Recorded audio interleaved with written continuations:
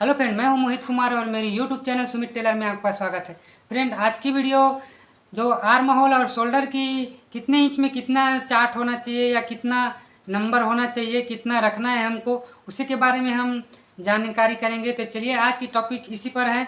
होता क्या है फ्रेंड, जैसे बिगनर लोग को ये मालूम नहीं होता कि हम 32 इंच का शोल्डर कितने में काटें, 38 इंच का शोल्डर कितने में रखे, या आर्म होल को कितने में रखे, 36 का कितने में रखे।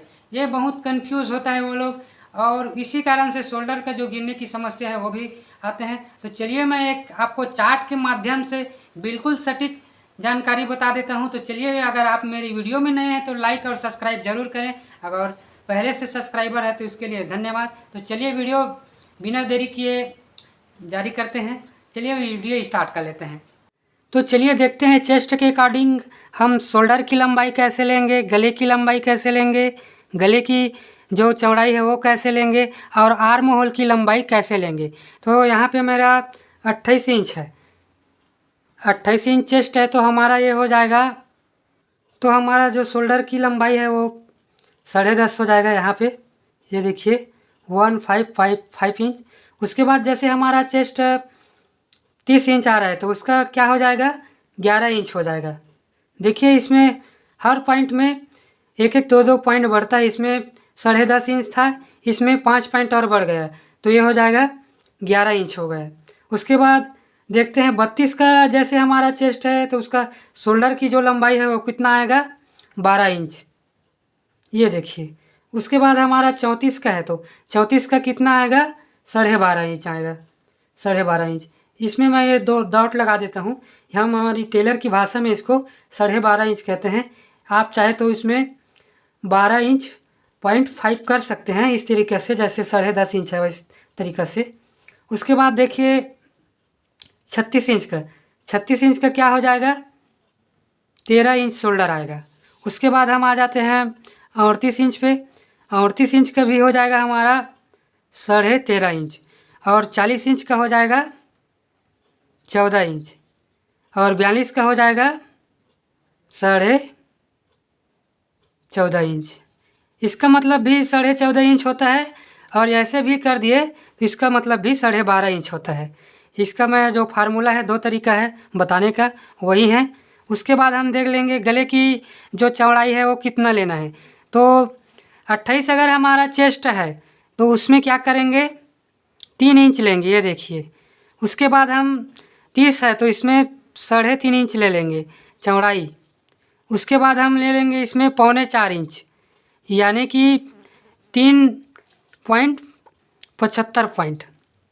उसके बाद हम ले लेंगे इसमें भी वही 3.25 इंच ले लेंगे, 34 के जो चेस्ट है उसमें भी। उसके बाद देख लेते हैं 36 का, तो 36 का हम लिख लेंगे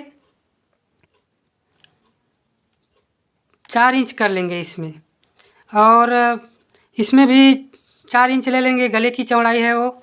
उसके बाद हम, अगर आप जैसे हाईवी नाप का होता है तो हम इसमें 4.25 इंच कर लेंगे, यानी कि 4.25, और इसको भी हम 4.25 इंच कर लेंगे। ये देखिए, तो ये हमारा गले की चौड़ाई है।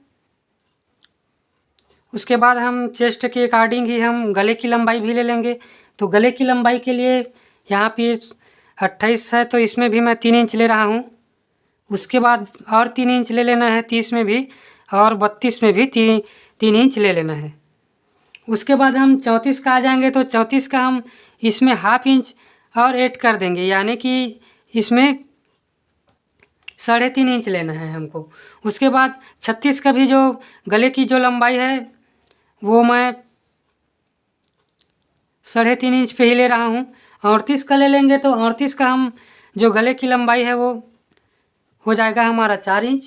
उसके बाद 40 का भी हम 4 इंच पे ही लेंगे, और ये जो 42 का है वो 4.25 पे ले लेंगे। ये देखिए 4.25 पे 4.25। उसके बाद हम अब चेस्ट की जो अकॉर्डिंग क्या करेंगे, आर्म होल को कितने कितने इंच में, हमें कितने इंच की लंबाई में काटना है उसको देखेंगे। यही हमारा है जो मेन फार्मूला है, जो ब्लाउज फिटिंग का। अगर आपने ब्लाउज फिटिंग में आर्म होल की लंबाई कितने इंच पे कैसे नहीं रखना है, अगर इसको नहीं सीख पाए तो कभी भी आप इसको कुछ भी करिए, जैसे मैं बताया हूँ वैसे उतारेंगे, लेकिन आर्म होल की जब तक आपने लंबाई सही तरीक़ा से नहीं निकालेंगे आपका ब्लाउज फिटिंग आएगा ही नहीं आएगा, बिगड़ेगा ही बिगड़ेगा। तो चलिए इसी को देख लेते हैं। चलिए आर्म होल की जो गहराई है इसको भी देख लेते हैं चेस्ट के अकॉर्डिंग। 30 में कितना आएगा, 28 में कितना आएगा या 32 में कितना आएगा। तो 28 इंच के चेस्ट में हमारा आ जाएगा 4.25 इंच। तो इसको कैसे लिख रहा हूँ मैं 4.25 इंच को, ये देखिए 4.75।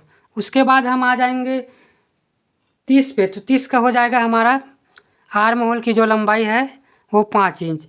उसके बाद हम आ जाएंगे 32 में, तो 32 का हो जाएगा 5.25। 5.25 को मैं इस तरीक़ा से लिख रहा हूँ, ये देखिए 5.25। इसको इस तरीक़े से भी लिखा जा सकता है और इस तरीक़े से भी लिखा जा सकता है। ये देखिए दूसरा फार्मूला, ये 5.25 इंच हो गया हमारा।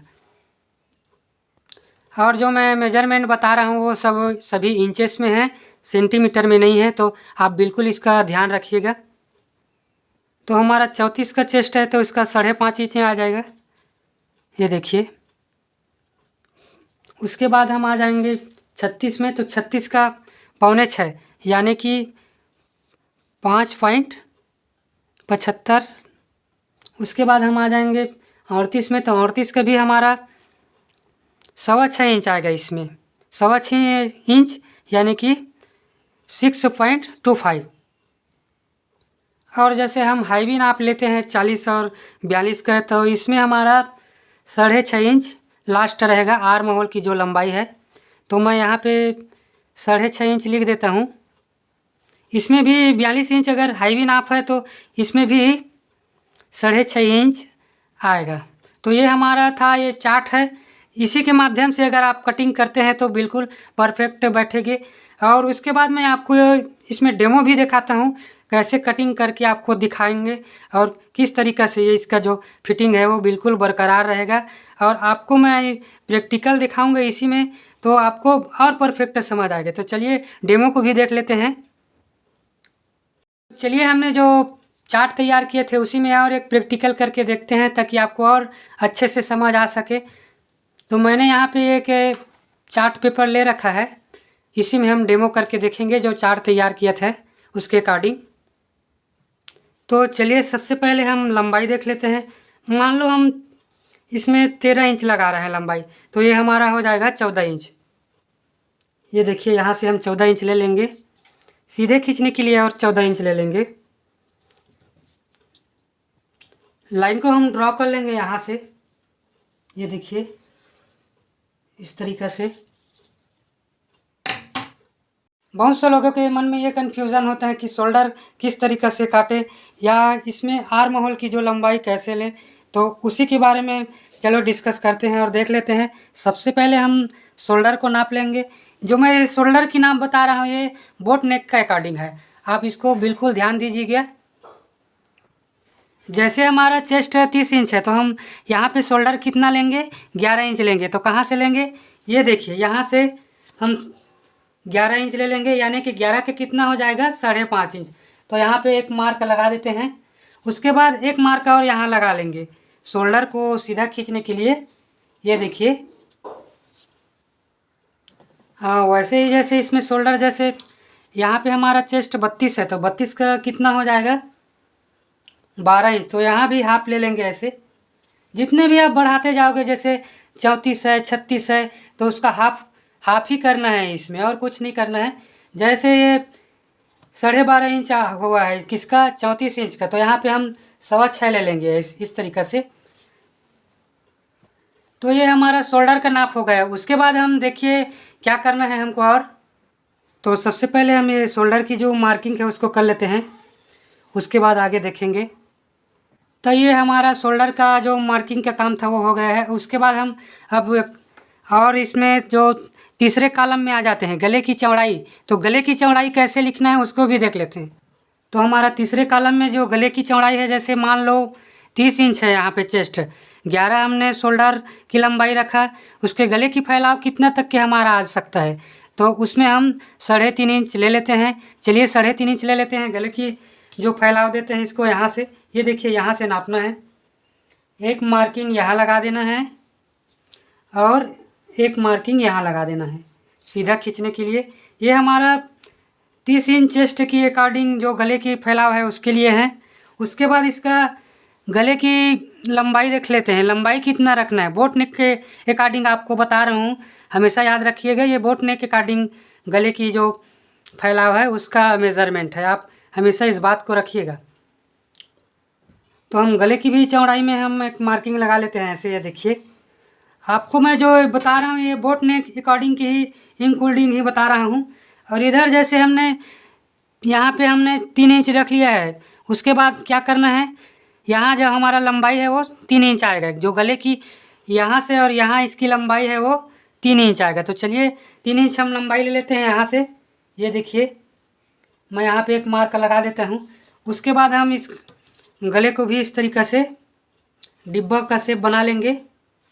और उसके बाद क्या करना है, देखिए जैसे गले का जो यहाँ जो हमने गोलाई देना है वो कितने में लेना है, तो हमको हमेशा 1.5 इंच पे ही मार्किंग लगाना है। तो चलिए इसको भी हम देख लेते हैं, क्योंकि आप जब भी गले की जो राउंड शेप बनाते हैं वो कभी कभी क्या होता है, जैसे हमने 1 इंच 1/2 इंच पे जैसे हम बनाते हैं तो उसमें जो गले की राउंड होते हैं वो अच्छे नहीं आ पाते हैं। तो हमको यहाँ पे 1.5 इंच लेना पड़ेगा। चलिए ले लेते हैं इसको भी।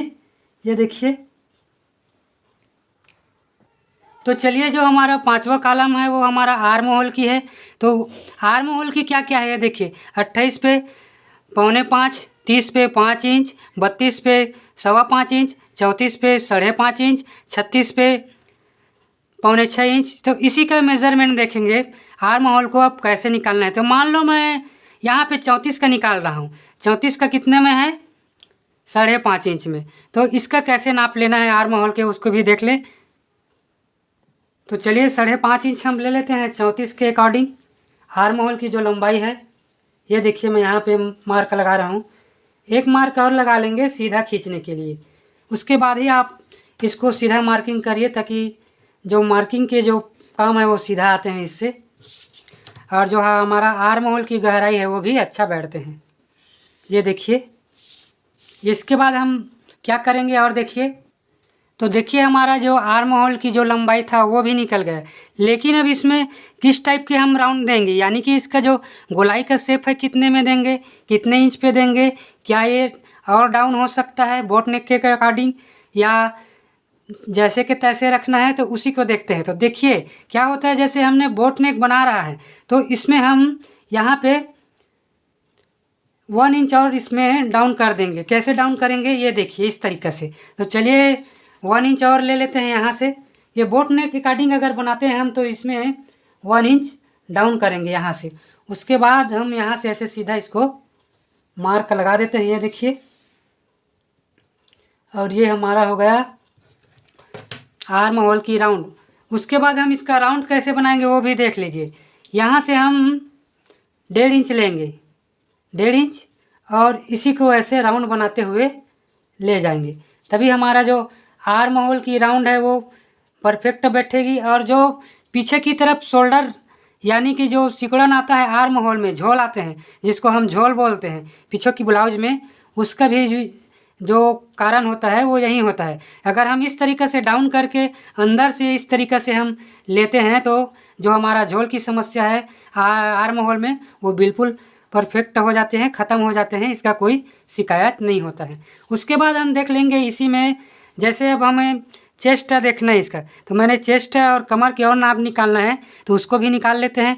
चेस्ट कमर की नाप निकालेंगे तभी जो ये हमारी फर्मा है वो ब्लाउज की जो फिटिंग है और जैसे शेप है वो ब्लाउज की फर्मा में दिखेगा। ये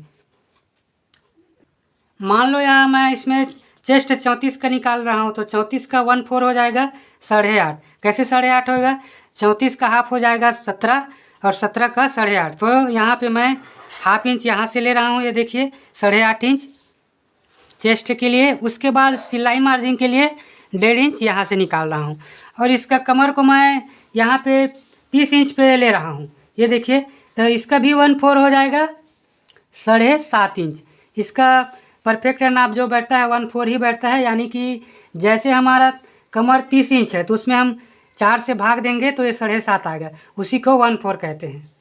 और 1 इंच डॉट के लिए निकाल लेंगे और सिलाई मार्जिन के लिए यहाँ भी 1.5 इंच निकाल लेते हैं। मैं यहाँ पे चार्ट को हटा लेता हूँ। उसके बाद जो हमने चेस्ट और कमर में मार्जिन लगाए थे उसको भी हम ऐसे मार लेंगे। ये देखिए, चलिए लाइन ड्रॉ कर लेते हैं। एक लाइन और ड्रॉ कर लेते हैं सिलाई मार्जिन वाला भी। ये भी तो हमने चेस्ट और कमर की मार्किंग तो कर ली है, लेकिन इसमें और एक सुधार की ज़रूरत है। वो सुधार क्या है? जैसे ये देखिए, जो हमने आर्म होल की गोलाई तो यहाँ तक निकाल ली है, लेकिन हमको यहाँ से हल्का डाउन करके इस तरीक़ा से ही ले जाना है, तभी हमारा ये परफेक्ट शेप है वो बैठेगी और जो पीछे की झोल आता है वो नहीं आएगी। तो इसको ज़रूर याद रखिएगा, हल्का से इसको ऐसे ही डाउन रखना है। उसके बाद ही जो आपकी ब्लाउज़ की जो परफेक्ट फिटिंग है वो बैठेगी। उसके बाद ये तो हो गई जो आर्म होल की झोल है। उसके बाद जो शोल्डर भी हमारा गिरने की प्रॉब्लम है गले से, तो वो कैसे गिरता है? तो उसको भी हमें इस तरीक़े से, ये देखिए, आर्म होल की तरफ हमको हल्का से 1/2 इंच करके ऐसे तिरछा मार्किंग ले लेना है। ये देखिए, इधर से इधर डाउन करना है, तभी जो आपकी शोल्डर की प्रॉब्लम है वो बिल्कुल परफेक्ट बैठेगी। नहीं तो शोल्डर गिरने के भी प्रॉब्लम है वो चांसेस बढ़ जाते हैं। तो फ्रेंड, ये चार्ट के अकॉर्डिंग हमने इसका मेज़रमेंट लिया था। चलिए इसको कट करके भी देख लेते हैं और किस टाइप का इसका शेप आएगा। चलिए इसको कट कर लेते हैं हम यहाँ से। ये देखिए, इसको तिरछा कट कर लेंगे। यहाँ से भी इसको हम कट कर लेते हैं इस तरीक़ा से। तो ये हमारा मेज़रमेंट कटिंग हो चुका है। फ्रेंड, आज की वीडियो में बस इतना ही, जो चार्ट का वीडियो बनाया था उसमें। और वीडियो कैसे लगा कमेंट में ज़रूर बताएं और लाइक और सब्सक्राइब ज़रूर करें।